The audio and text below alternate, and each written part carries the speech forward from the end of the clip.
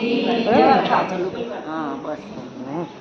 અંત વિનાના હજારો સ્વરૂપવાળા, હજારો ચરણ મસ્તક સાથળ અને બાહુવાળા પરમાત્મા તમને નમસ્કાર હે. હજારો કોટી યુગને ધારણ કરનાર એવા શાશ્વત બ્રહ્મ પુરુષને નમસ્કાર હો. જેની નાભીમાં કમળ એવા ભગવાન વિષ્ણુને નમસ્કાર હો. જલમાં શયન કરનાર શ્રી વિષ્ણુ ભગવાનને નમસ્કાર હો. હે કેશવ, હે વાસુદેવ, આપને નમસ્કાર હો. બ્રહ્મ સ્વરૂપ અને સૌ બ્રહ્માંડનું હિત કરનાર એવા દેવને નમસ્કાર હો. જગતનું હિત કરનાર શ્રી કૃષ્ણને નમસ્કાર હો. ગોવિંદ સ્વરૂપને નમસ્કાર હો. જેમ આકાશમાંથી પૃથ્વી પર પડેલું પહેલું પાણી સમુદ્રમાં જાય છે, તેમ બધા દેવોને કરેલા નમસ્કાર ભગવાન કેશવ પ્રતિ જાય છે. જેમાં શ્રી હરિનું ભજન પૂજન થાય છે, એવો આ માર્ગ નિષ્કુંઠ છે. શ્રી હરિના ભજન પૂજન વિનાના માર્ગને કુમાર્ગ જાણવો. બધા વેદો જાણવાથી જે પુણ્ય થાય છે અને સર્વ તીર્થયાત્રા જે કંઈ મળે તે છે તે સમગ્ર કુદૃષ્ટોનો નાશ કરનાર શ્રી વિષ્ણુ ભગવાનની સ્તુતિ શ્રદ્ધાપૂર્વક કરવાથી મળે છે. જે મનુષ્ય શ્રી હરિના મંદિરમાં નિત્ય 3 વાર પ્રભાત, મધ્યાહન કે સાયંકાળ 2 વાર કે 1 વાર પણ આ વિષ્ણુ સહસ્ત્રનો પાઠ કરે છે, તેના સર્વ પાપ કર્મો નાશ પામે છે. જે મનુષ્ય આ સ્ત્રોતનો પાઠ ભાવ ભક્તિથી કરે છે, તેના શત્રુઓ બળી જાય છે. તેના ઉપર સર્વગ્રહો શાંતિ રહે છે અને તેના સર્વ પાપ વિનાશ પામે છે.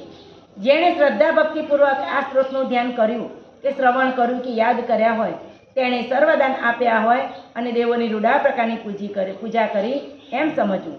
જે મનુષ્ય દરેક બારસને દિવસે મારી સમિત આ સહસ્ત્ર નામનો પાઠ કરે છે, તેણે આ લોક પરલોકમાં કોઈ પણ ઠેકાણે ભય રહેતો નથી.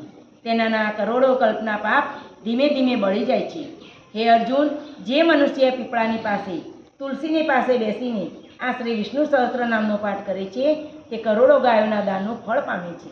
વળી જે મનુષ્ય નિત્ય શિવાલયમાં અથવા તુલસીના વનમાં બેસીને નિત્ય શ્રી વિષ્ણુ સહસ્ત્ર નામનો પાઠ કરે છે, તે મોક્ષને પામે છે. એવું ચક્રધારી ભગવાનનું વચન છે.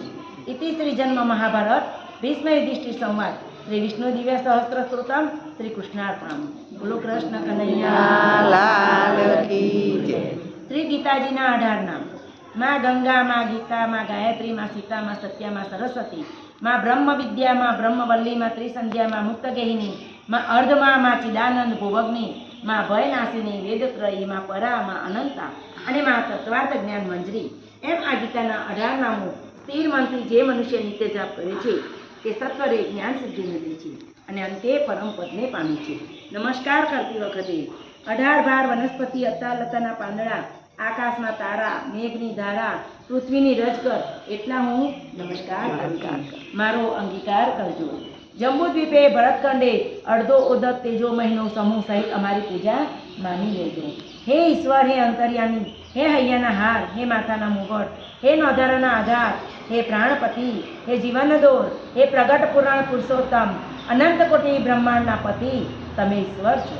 સ્વર્ગના હે ચક્રવર્તી ન્યાયકારી, જો આપ હો આપની કરણી, આપ મેરે અનુસાર 4 કુસંગી થતી રક્ષા કરજો. બોલો પૂર્ણ ભગવાન કી કૃષ્ણ કનૈયા લાલ કી જય. બંધ કરો ને.